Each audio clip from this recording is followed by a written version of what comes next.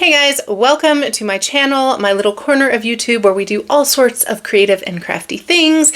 So today's video is sort of a part 2 of what is somehow has become a tiny mini series of videos. So in part 1, we did a color wheel and it was all about color theory and mixing and getting you started on your primary, secondary, and tertiary colors. And I was initially only going to do 2 videos and smush the rest of the things into this one, but I decided that would be too confusing. And if you wanted to kind of pause, like maybe watch the video, gather supplies, do them along with me, it'd be easier to reference for them to be separate. So today we're going to work on our complementary colors, and then in the next video we will work on tint, tone, and shade, which I realized is kind of a whole other conversation in itself. So today let's talk about our complementary colors. So our complementary colors are colors on our color wheel that are opposite of each other on the color wheel. Okay, and so these are colors that when they get together and play, neutralize each other. So we get our neutral, what we consider neutral colors in the art world. Now, as you're mixing these, you might not see that right away, but trust the process. I'll get there, okay? The other thing that I want to talk about with this is in the first video, I showed you how to mix all of your paint colors, and that's for a couple of reasons. One, I think it's a really valuable thing to know how to do, because if you understand how the color mixing works, then you have more control over your palette, no matter what you're working on. If you're working on like a small craft project, or if you're working on painting a painting, right, on a canvas painting or whatever, you have the option to mix any color that you might want to use versus having to depend only on what's available in tubes or bottles at the craft store, right?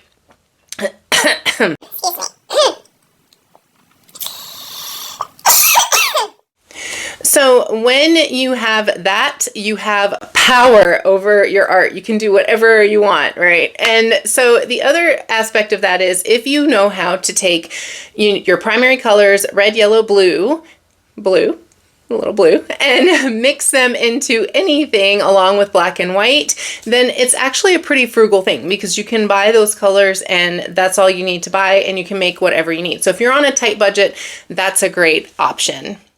So the last thing I want to say before we jump into the actual mixing part of things is that if you do have tubes of color or bottles of color, whatever you're working with at home, if you're using acrylic paints like I am or craft paints, if you do have a variety of colors, don't feel like you necessarily have to mix your secondary colors for this part of the lesson, okay? If you want to, then I encourage that for practice and learning purposes. And that is ultimately what I do in the video because I only ever have red, yellow, blue, and then black and white. I have actually added a second type of blue and a green to my paint collection, but I hardly ever use them. Anyway, I digress. If you have, like, say, red, yellow, blue, orange, green, and purple tubes of paint at home, and you want to use those for this aspect of learning this part of color mixing, please don't feel like you're cheating. It's okay. It's a lot of work to put in. It's a lot of measuring, a lot of using paint. So if you're not that confident with it, or if you just don't feel like it, it's okay. You're not cheating. You're just using the tools that you have. So without me rambling on any further, let's go ahead and jump in and start mixing some color. So I just wanted to share the color wheel from the last video. So if you haven't seen that, go check it out. We did our primary, secondary, and tertiary colors again, and it is a useful tool to have on hand, especially if you don't have a store-bought color wheel, so that you know where your complementary colors are, so you see exactly how they cross each other on the wheel. Just a helpful tool. Go check it out. All right, so with this fancy schmancy color wheel, this is a nice tool if you really just kind of want to use one. They're not very expensive. I've had this one for years. I honestly think I bought it in college. I can't remember how much it was. They can't be more than like $3 or $4, I think. But it is a nice tool to have, especially when you're starting out, because it can feel overwhelming, especially when you start getting into the technical terms, the tint, tone, shade, and remembering all of those things and what you're adding white or black or gray to, how to make those neutral complementary colors. So this is a nice reference tool for that. So for example, here we have, let's just start with our red. So this just shows if you add red to an already blue violet, or if you add red to violet, if you add red to red violet, these are kind of generally the tones you're going to get. So here's our red. And if we add, so like, let's move it over here to what we know. If we add red to yellow, we get orange, right? And if we add red to green, we get brown. Were you expecting that? Are you surprised? That's what we're doing today. Are you excited? And so that happened because red and green are complementary colors, so it creates a neutral. Same thing with yellow and violet. So if you're not sure, where's our yellow? Where's our violet? We're gonna add our yellow. So these, we're just doing the primary colors. We're gonna add yellow to our violet. Boop. And you can see how that creates a beautiful somewhat baby poop brown, in case you ever need that for your artwork. So violet and yellow. And then let's see, who are we forgetting? Blue and orange. So if we add blue to our orange, oh, look at that. It's kind of a gray color. Isn't that a cool trick? So this is a nice tool for that, in case you forget what you're doing or why you're mixing those. And of course it can get more complicated than that as well, and we are going to play with that and mixing that. So initially I was going to share the back of the color wheel as well, but I'm not going to, because it actually talks about tint, tone, and shade. So as I was editing, I thought that would probably get a little confusing, but we will come back into that again in the next video. So keep this in mind, that that's part of the same tool, and let's just start on our complementaries. So I'm using the same paper that I used last time, just this Bristol vellum paper, still big size, because I'm just going to use this for this video and the next one for our complementary color mixing, as well as our value and shade that we're going to do later down here. So I do like this paper because it has a bit of a tooth to it. It's not quite as smooth as the smooth Bristol, which I like to use for marker work. And so we're just going to get into it and start mixing some colors. So I would recommend labeling your paper just like we did with the last one. This one I'm just putting complementary colors at the top. And if you, again, want to write down the paint colors that you're using just for quick reference, you can feel free to do that. But now I'm going to write down the pairs of complementary colors. So again, going back to our color wheel, checking to see who is directly across from who. And we're just going to pick one and get started. So I would recommend writing down, say, your red violet plus your yellow green. Okay, and then we're just going to leave a nice bit of space in between all of these, because we're going to just plop some big globs of paint on there just to see what it ends up looking like. So then we have violet plus yellow, and then we're going to have our blue violet plus yellow orange. Okay. Leave a little bit of space again, go down. We're only going to have 6 of these. So blue plus orange rather, sorry. And then we have our blue green plus our red orange. Okay. And then finally, you'll want to write down a space for green plus red.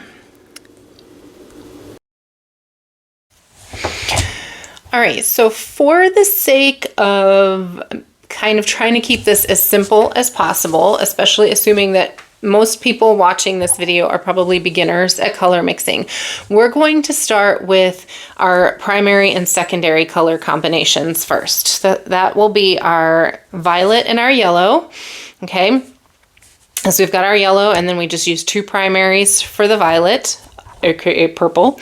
We're going to do our green and our red. Same thing. We've got our primary, and then our 2 primaries that make our secondary, and then blue and orange. Again, our primary and our secondary color.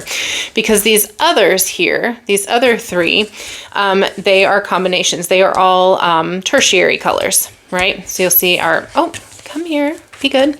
Primary, secondary, primary, secondary, primary, secondary. And then these are both combinations of tertiary colors. So this way, depending on how you want to set this up to work on this for yourself, once you've mixed your violet, for example, maybe you just want to mix enough violet to begin with so that when you get to these others, you have enough to separate to make your red violet and your blue violet as well, okay? Because the last thing I want anybody to do is to stress out and feel like they have to mix a violet 3 different times. All right, I hope that makes sense. So we're gonna start with these 3 and get to a mix-in. I am using the same paints that I used in my first video, these golden acrylic artist paints, because it's what I have. Don't feel like you have to go out and buy specifically these. They are a little on the pricier side because these are what I use to paint my canvas paintings. Just use what you have. And like I mentioned in the first video, if you're using different types of paints, or maybe you're trying a new paint, or even different color variations, like this is cadmium red medium, cadmium yellow medium, and cobalt blue. Like if you are using an ultramarine blue, for example, you might want to just kind of make notes on your paper so that you know which paints you used so that you can reference that in the future. Make a little swatch chart. And then I have my handy dandy towel to dry my brushes on, my very clean palette. Now, one thing I want to say about these, this will be fine. I think this is gesso. It's struggling to come off. Some of it peeled off. Lids, like I use lids, plastic lids from food containers, because the paint will peel right off, and whatever doesn't come off, usually you can just get it washed off with some hot water and they're good to go forever. A little palette knife, don't laugh at it. It has been with me for at least 20 years. I think the only thing holding it together is all of the paint that I never properly cleaned off, but it's mine and I love it very, very much. And then clean cup of water, and of course a paintbrush.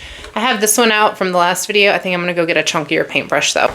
I think this one will be better since we're just doing some nice big swatches. So start mixing. We're gonna mix our violet, I feel like a teacher pointing with this thing now, with our blue and our red. And then we're going to get a nice violet color, and then we will mix our yellow. I am so silly. All right, so here we are. I'm gonna take red and blue in about equal parts and start mixing those to get my violet. Now, as you're mixing these secondary colors, if that's what you're doing, do your best to try to get the most, I don't wanna say neutral, that's not the right terminology, but the most sort of middle ground, like secondary color you can. So here I'm adding a little bit of blue. You can see, I feel like when I get this in the light, it's just a little more on the red side. So I'm really trying to find sort of as much of a true violet as my eyes can see right now, for example, like a true green. Those are difficult terms too, because I know people will market that on paint tubes as well, and they'll just come up with names for things. I don't know how I'm so messy. I don't know where that even came from. But anyway, so just keep in mind you're trying to get it as middle toned as possible. I'll talk about that more in just a second. So here I'm adding my yellow, and with a clean palette knife, I'm going back into the purple because I don't want to get that yellow into the purple. We're going to save those secondary colors for the other complementary colors we're going to mix, and then I'm just painting that on there. You can see it's kind of a dull green color is what we're getting. So now we're going to mix our red and green. So again, I'm going to mix my secondary first with the red and the blue about equal parts.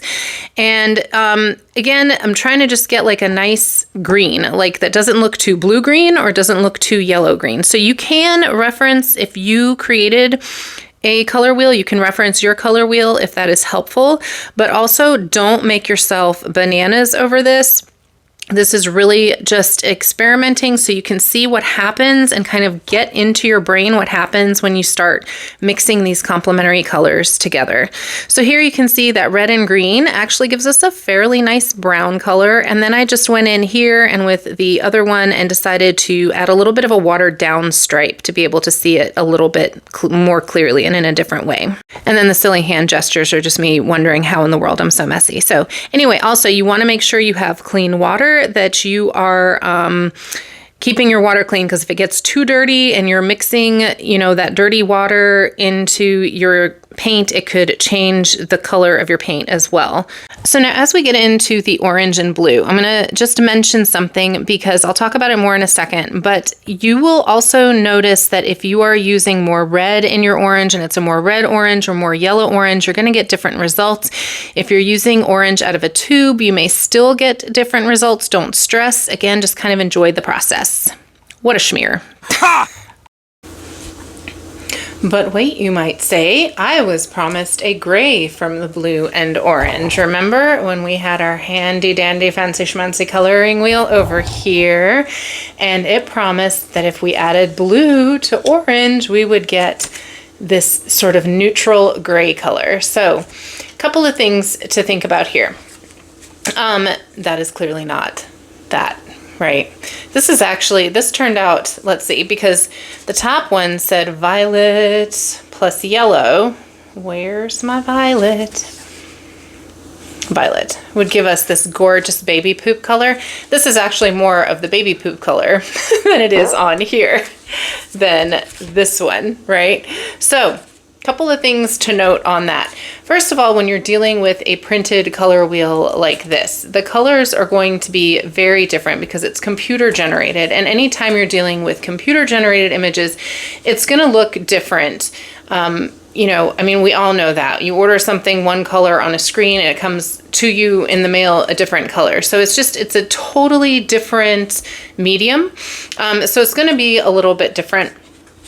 But then also it depends on the paint, because there are many times I have mixed blue and orange and actually gotten closer to kind of what this red plus green brown produced, brown produced, right? So again, it depends on the paint colors, the specific colors that you're using, even in the primaries, and the brand.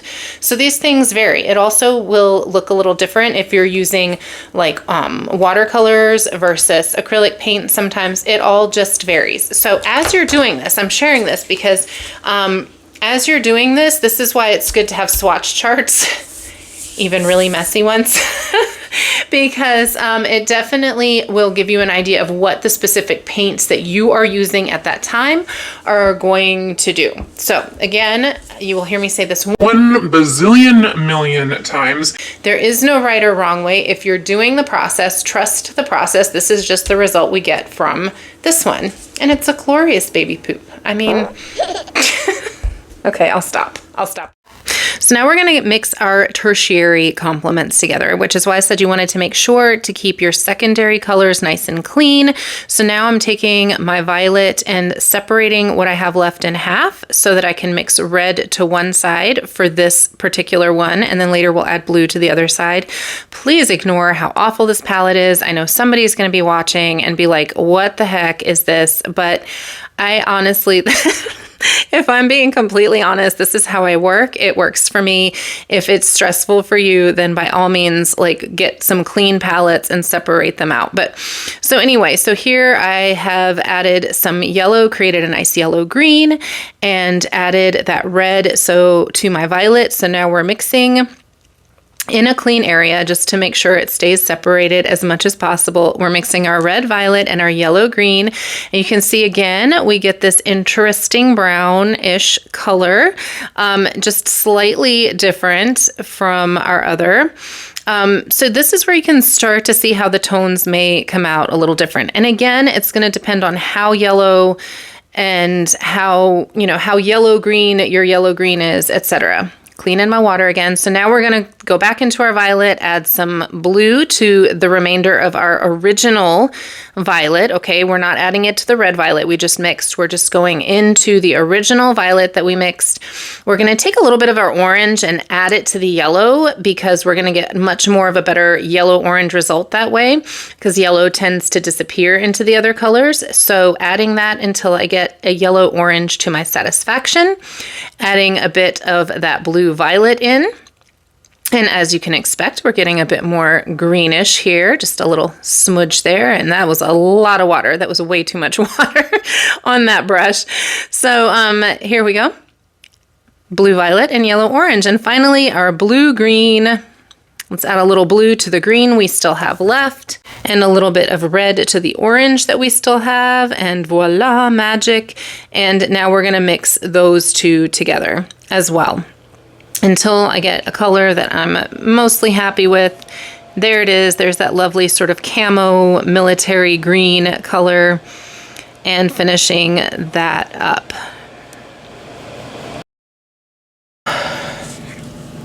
Now at this point, you might be saying, But Sandra, those are pretty ugly colors.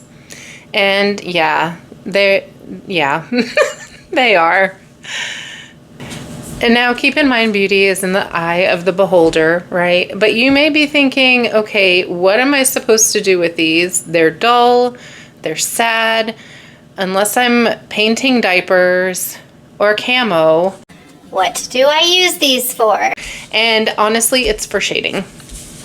That is what I usually use all of these kind of colors for. So you can see, and when I do the next video where we're creating values with black and white and gray, etc., you'll see what I mean. But you can see how these have different tones in them, right? Some of them feel a little cooler than others. So if you're creating, say, a painting and the shadows, you know, you're using mostly reds in the image, you might want to use like a green plus a red, or even the blue, green, and red, orange to create your shadows, instead of going in with just a black or a neutral gray to tone your colors down, because it's just going to give it a little more depth. So that's one thing. But then there's also something else you can do with these.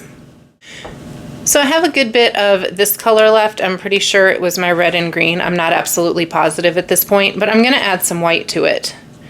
Okay, and this is where these colors, these muted colors, start to become a little bit prettier, okay? Look at that. It's already nicer, isn't it? So when you add the white to it and brighten it up and lighten it up some, and you can see even, oh, I kind of lost it there, but you can even see there, right here at the bottom, that creates just a lovely tan shade, right? And I'm just going to use this down here because it's such a mess already.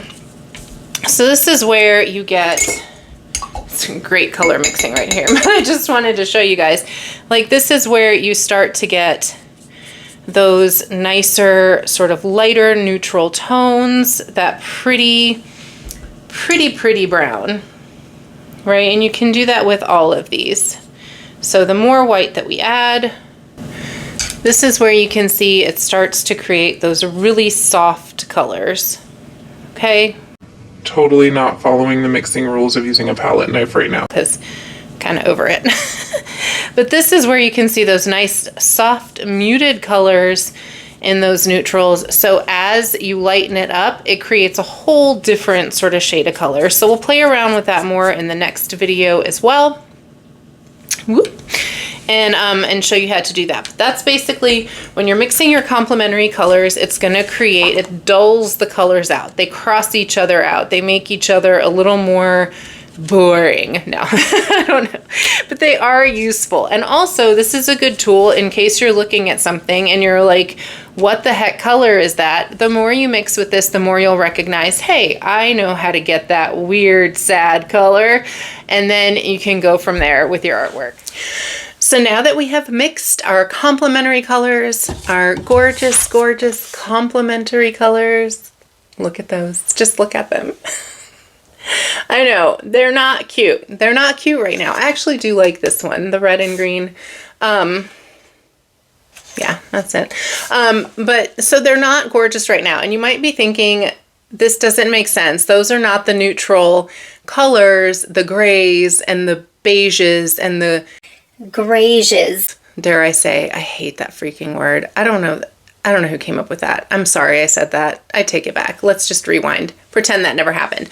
Okay, anyway, these colors are the beginning of those things. So I'll show you in the next video when we start working with our tints and shades and adding white to these colors. I will use a neutral color. I will choose one.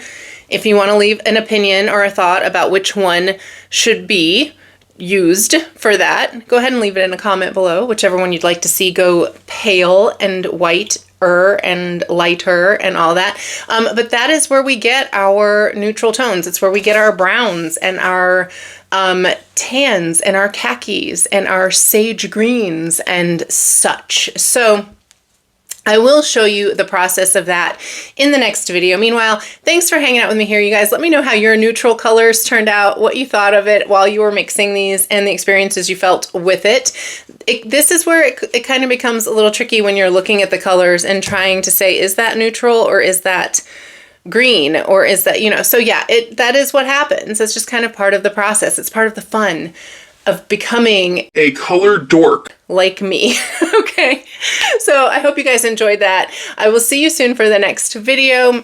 Meanwhile, go forth, be crafty and creative, and I will see you on the flip side. Thanks for hanging out. Bye-bye.